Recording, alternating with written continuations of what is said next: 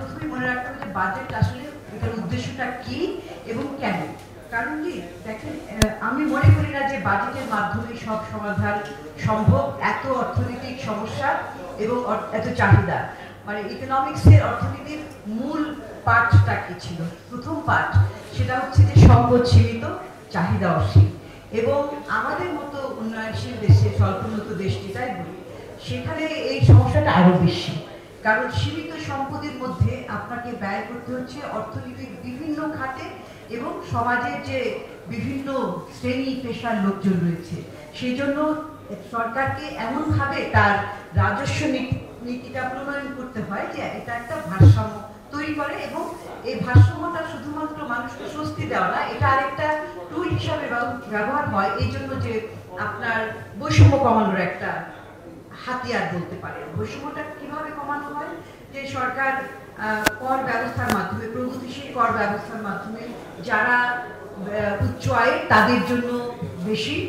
হার এবং যারা নিম্ন আয় তাদের জন্য কম হার, এবং তার পাশাপাশি যারা একেবারেই হত দরিদ্র তাদের জন্য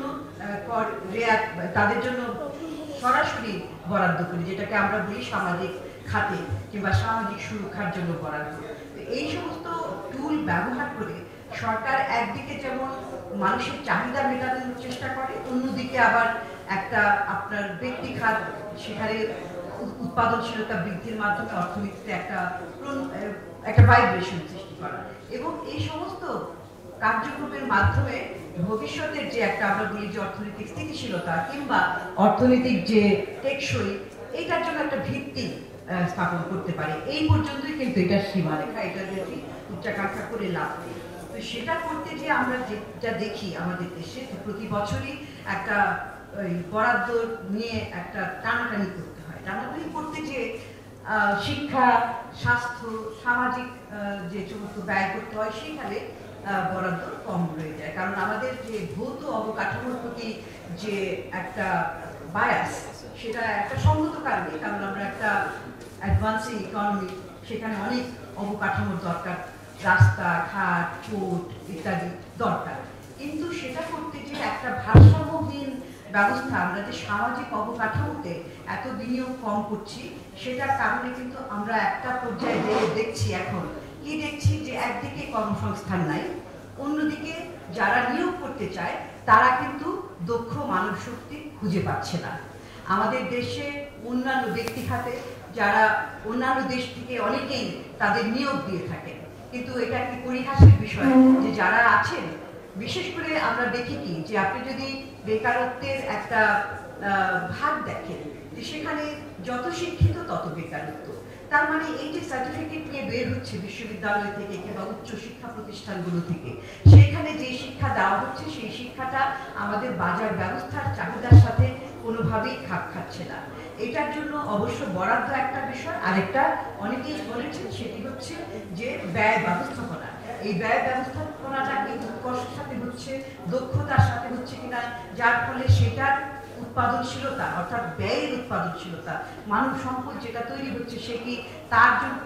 তার কাছে বাজার যেটা চায় সেটা করতে পারছে কিনা, সেখানে কিন্তু আমরা কোনো একটা ব্যালেন্স দেখতে পাচ্ছি না। সেই বিষয়টা কিন্তু বিষয়। অবশ্য এটা বাজেটের মধ্যে তো আপনি কিভাবে সেই গুণগত মানটা বজায় রাখবেন, সেটা আবার সামষ্টিক একটা অর্থনীতির একটা দর্শনের বিষয় রয়েছে। আমরা যদি দেখি যে বাজেট তো একটা দর্শনের ভিত্তি, বাজেটের মূল আরেকটা বিষয় যে সীমাবদ্ধতার মধ্যেও কিন্তু আপনি যদি দর্শনটাকে ঠিক করতে পারেন, তাহলে কিন্তু এক ধাপ এগিয়ে গেলেন। আমাদের দর্শনটা এতদিন পর্যন্ত কি ছিল? যে দর্শনটা ছিল যে কি, বাজেট আসলে দেখবেন যে একটা বিভিন্ন যে কর, সরকারের যে রাজস্ব ব্যবস্থাপনা, রাজস্ব নীতি, সেটার মধ্যে তো কর আদায় করার বিভিন্ন উৎস এটা খোঁজা এবং কর বসানো বিভিন্ন, এটা একটা পদ্ধতি। সেখানে আপনি দেখবেন যে এতদিন পর্যন্ত কর কাঠামোর যে কিংবা করের যে বিন্যাসটা, সেটা দেখতে বুঝবেন যে কাকে, কোন গোষ্ঠীকে সুবিধা দেওয়ার জন্য কোন কর বসানো হয়েছে। এটা অনেকখানি বোঝার পরিষ্কার হতো, যেখানে লবিস্ট বিভিন্ন গ্রুপগুলো তাদের মাথায় রেখে। তো সেই জন্য আমরা দেখি যে কর কাঠামোটা একটা ভারসাম্যহীন, অর্থাৎ আমরা পরোক্ষ করের উপর বেশি নির্ভরশীল হয়ে পড়েছি প্রত্যক্ষ করের চাইতে, যেটা কিনা আপনার প্রগতিশীল কর ব্যবস্থা, যে আয়ের উপর নির্ভর করে তার কর নির্ধারণ হবে। তো তো সেই ব্যবস্থার মধ্যে আপনি করতে যে স্বাভাবিকভাবে এই সামাজিক খাতগুলো কিন্তু পিছিয়ে পড়েছে এবং যার ফলে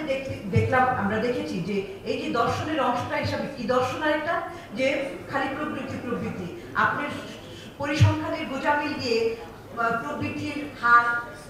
মাথাপিছু আয়ের পরিমাণ জিডিপির আকার এইগুলি বাড়ছে কিন্তু আসলে গুণগতভাবে সেটা বাড়ছে না এবং সেটার বন্টনও হয়নি যার কারণে এই যে বৈষম্য একদিকে প্রবৃদ্ধি আরেকদিকে বেকারত্ব একদিকে প্রবৃদ্ধি আরেকদিকে বৈষম্য একদিকে প্রবৃদ্ধি আরেকদিকে হচ্ছে দরিদ্র জনগণের সংখ্যা বাড়ছে তো এই যখন দর্শন হয়ে থাকে তখন সেই বাজেট আপনি যত বড় বাজেটই করেন সেটা দিয়ে আপনার মানুষের চাহিদা মেটানো যাবে না এবং আরেকটা এখানে অনেকেই বলছেন যে বাজেটে জনগণ কোথায় আপনি সাধারণ একজন জনগণকে জিজ্ঞেস করেন যারা শ্রমিক ডে লেবারার কিংবা যারা রিক্সা চালায় তাদের কাছে কি বলবে তারা কি বলবে অনেকেই বলেছে আমরা অনেককে জিজ্ঞাসাও করেছি যে সেটা হচ্ছে যে তারা মনে করে বাজেট মানে হচ্ছে জিনিসপত্রের দাম বাড়বে একদম সোজা কথা বাজেট কি মনে করেন বাজেট হচ্ছে জিনিসের দাম বাড়বে অর্থাৎ তারা সেইভাবে দেখেছে যে বাজেট দেশে এই কর ব্যবস্থাটা কিন্তু মানুষের স্বস্তি দেওয়ার জন্য কোনো ধরনের কাজ করেনি এতদিন পর্যন্ত এখন এই যে আজকে আমরা 2 দিন আগে বাজেটের 2 দিন আগে 3 দিন আগে আমরা আলোচনা করছি সেটাকে দিতে পারবে সেটা হয়তো দিতে পারবে না কারণ আমরা এতদিন যে সমস্ত তথ্য আমরা ইতিমধ্যে পেয়েছি যে সেটা মোটামুটি ভাবে একই ধারা কিন্তু কিছু জায়গায় ভালো পদক্ষেপ নেওয়া হচ্ছে সেটা আমরা বিস্তারিত জানবো পর ভালো ভালো পদক্ষেপ করের ক্ষেত্রে নেওয়া হয়েছে কিন্তু মূল ভিত্তিটা কিন্তু আপনার দেখেন যে আকার একজন বলেছে যে আকারের অনুযায়ী আমরা যে ব্যয়ের ভিত্তিতে আয় নির্ধারণ করে থাকি 18 কোটি 20 কোটি জনগণের চাহিদাটা অনেক বেশি সেই জন্যই আপনার সেই চাহিদাটার কথা মাথায় রেখে আয় বিন্যাসটাও এমনভাবে করতে হবে যেটাতে মানুষের উপরে একটা